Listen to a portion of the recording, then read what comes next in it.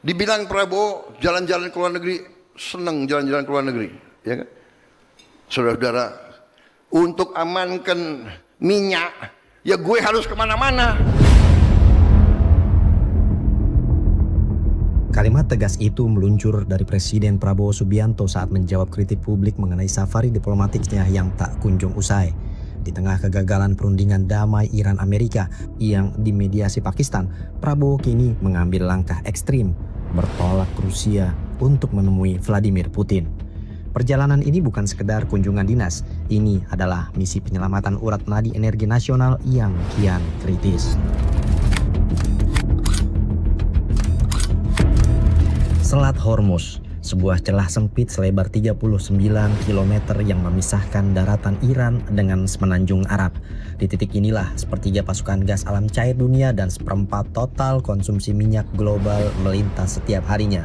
Hormuz bukan sekedar jalur pelayaran, ia adalah urat nadi peradaban modern. Namun bagi Indonesia, koordinat ini kini menjadi simbol kebuntuan diplomasi yang menyesakan. Dua kapal tanker milik Pertamina, aset strategis bangsa, masih tertahan di bawah otoritas Garda Revolusi Iran. Di tengah buntunya perundingan damai Iran dan Amerika Serikat, posisi Indonesia kini kian terjepit di antara kebutuhan energi nasional yang mendesak dan martabat kedaulatan yang mulai dipertanyakan. Menteri SDM Bahlil Lahadalia mengatakan negosiasi dengan Iran masih terus berjalan. Iran bahkan pernah menyebut Indonesia sebagai sahabat yang tidak akan dihalangi. Namun realitasnya berbeda. Kapal-kapal itu tetap statis, terombang-ambing dalam ketidakpastian administratif dan protokol keamanan maritim yang rumit. Sementara itu kapal Malaysia dan Thailand kini telah melenggang bebas lepas dari jerat Hormuz. Dan sampai di manakah diplomasi kita itu?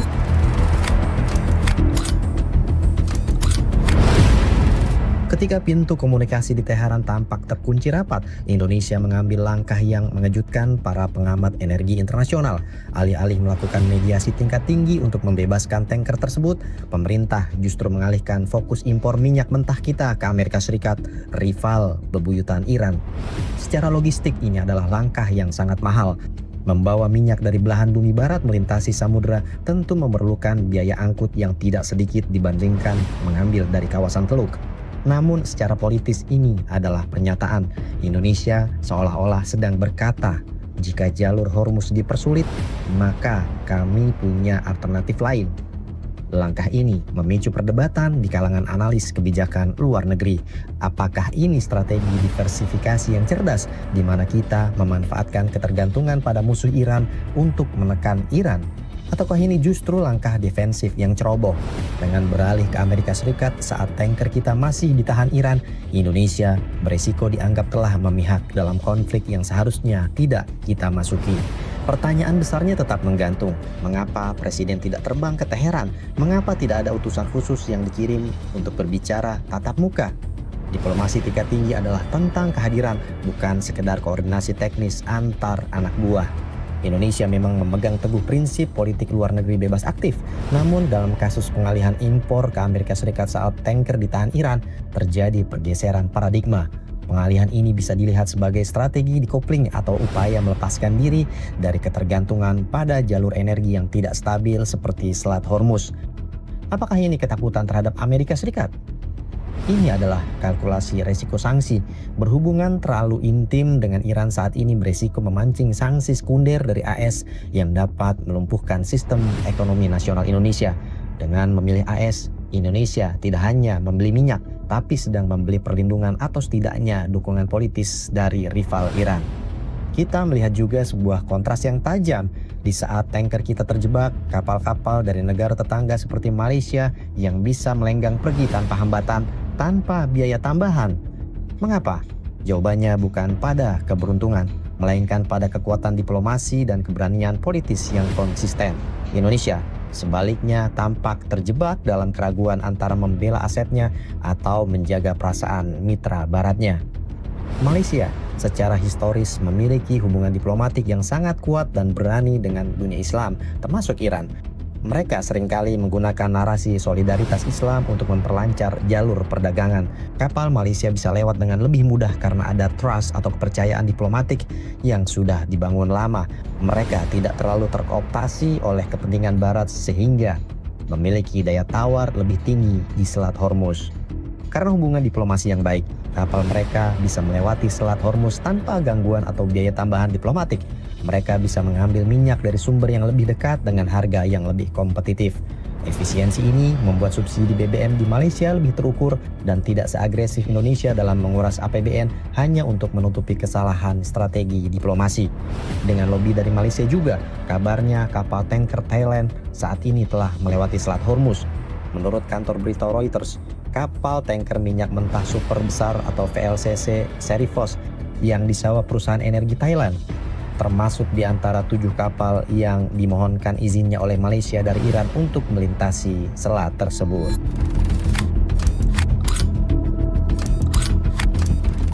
Di tengah dilema antara Washington dan Teheran, Prabowo kini mencoba kartu baru, Moskow. Rencananya pekan ini, Presiden Prabowo dijadwalkan bertemu Vladimir Putin, sebuah pertemuan yang akan membuat alis para diplomat Barat terangkat. Mengapa Rusia? Karena di meja perundingan global, Iran mengalami distrust atau ketidakpercayaan akut terhadap keseriusan Amerika Serikat. Teheran masih trauma dengan kesepakatan nuklir yang dibatalkan sepihak oleh Washington di masa lalu. Disinilah Indonesia membutuhkan Rusia sebagai pihak ketiga yang cukup kuat untuk menjamin bahwa kesepakatan tidak akan dikhianati lagi. Secara geopolitik, Prabowo sedang memperhatikan diplomasi real politik yang dingin. Ketika Selat Hormuz terkunci dan Barat hanya bisa memberikan simpati tanpa solusi, Rusia hadir dengan tawaran yang nyata. Dengan mendekat ke Moskow, Indonesia sebenarnya sedang mengirim pesan keras ke Washington. Jika Anda tidak bisa menjamin keamanan energi kami di Timur Tengah, jangan salahkan kami jika kami berpaling ke rival Anda. Namun ini adalah perjudian berbahaya. Rusia sendiri sudah lama ingin menyuplai minyak ke Pertamina. Namun karena Rusia sedang dilarang menjual oleh negara-negara Barat sebagai hukuman atas invasi ke Ukraina, membuat Indonesia ikut merasakan dampaknya. Membeli minyak Rusia di tengah perang Ukraina bisa dianggap sebagai dukungan finansial terhadap agresi Putin. Bagaimana citra di dalam negeri? Manuver ke Rusia ini adalah instrumen untuk menunjukkan citra pemimpin kuat. Prabowo ingin dilihat sebagai sosok yang tidak bisa didikte oleh kekuatan asing manapun. Secara politik, ini adalah upaya untuk meredam kritik dari banyak pengamat yang menganggap pemerintahnya terlalu lemah di hadapan Iran maupun Amerika. Lebih jauh lagi, ini adalah soal stabilitas nasional. Pemerintah tahu bahwa cadangan minyak kita berada pada level kritis. Jika pasokan Rusia tidak segera diamankan, maka subsidi BBM ratusan triliun rupiah yang sudah dikucurkan akan menjadi sia-sia karena barangnya memang tidak ada. Kelangkaan BBM akan menjadi momentum krisis besar yang bisa mengguncang kursi kekuasaan. Dengan safari ke Rusia, Prabowo sedang melakukan 2 hal sekaligus. Mengamankan energi di dalam negeri sekaligus menunjukkan harga diri Indonesia sebagai negara bebas aktif yang berani berdiri di antara 2 raksasa yang sedang bertarung. Ini bukan sekedar soal minyak, ini adalah soal siapa yang memegang kendali atas nasib bangsa ini.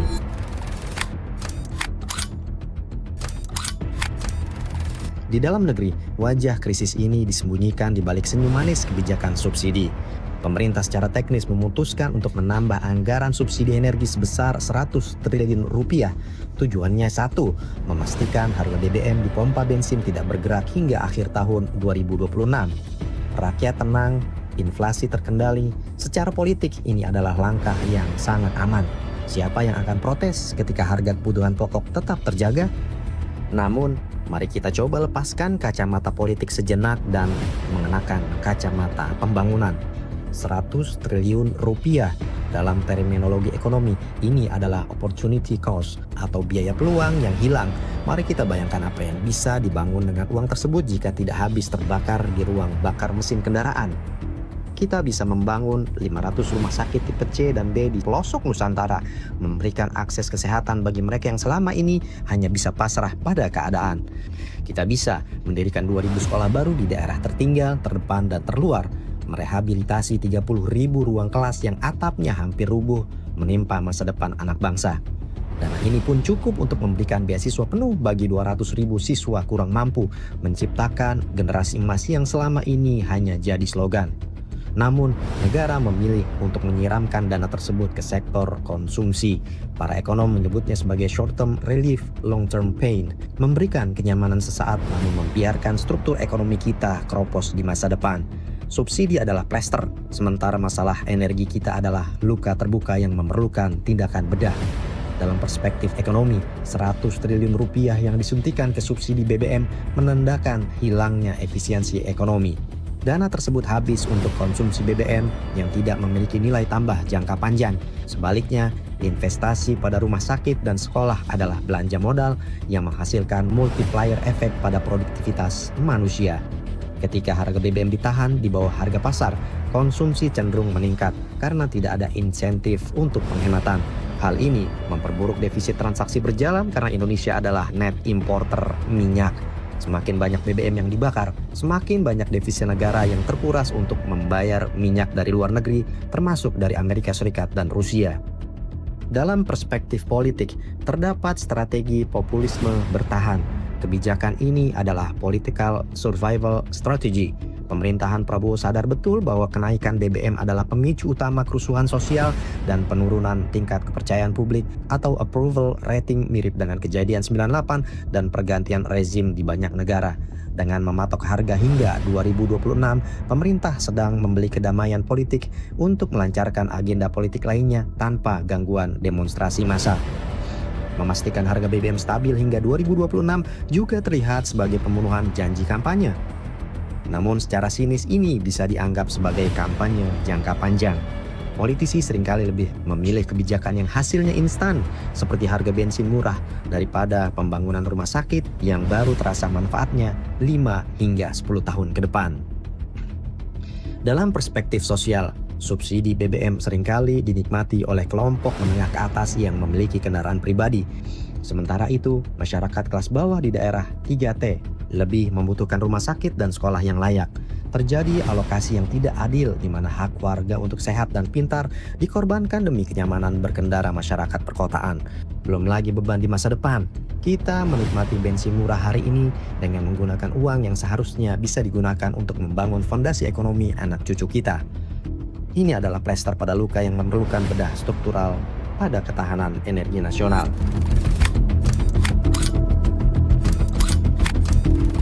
Indonesia tampak seperti penonton sopan di balkon diplomasi global, mengangguk setuju, bertepuk tangan secukupnya, lalu mengeluarkan pernyataan normatif. Sementara gencatan senjata 2 minggu antara Iran dan Amerika Serikat terasa sangat rapuh karena dirakit secara tergesa oleh Pakistan. Di menit-menit terakhir demi membuka kembali Selat Hormuz dan mencegah perang besar. Di tepi selat yang sempit, harga diri kita terhimpit. 2 tanker membeku di antara rakyat yang menunggu. Di sana, Malaysia melenggang, membawa pulang kemenangan. Di sini kita terpaku di balut ragu yang membelenggu. Kita terbang ke Moskow mencari supremasi di atas salju demi setitik minyak agar dapur rakyat tetap melaju. 100 triliun rupiah disiram ke tangki-tangki bensin menjadi plester sesaat untuk luka yang tak kunjung sembuh oleh diplomasi. 500 rumah sakit hanyalah mimpi dalam narasi karena kedamaian politik lebih mahal dari sebuah investasi. Apakah kita pahlawan atau sekedar penonton yang sopan mengamankan kursi dengan masa depan yang jadi taruhan? Sejarah tak akan pernah mencatat berapa banyak subsidi yang diberikan, tapi seberapa tegak kita berdiri saat kedaulatan mulai disandera keadaan. Hormuz masih membara dan tanker kita masih di sana, menunggu nyali bukan sekedar janji di balik layar istana.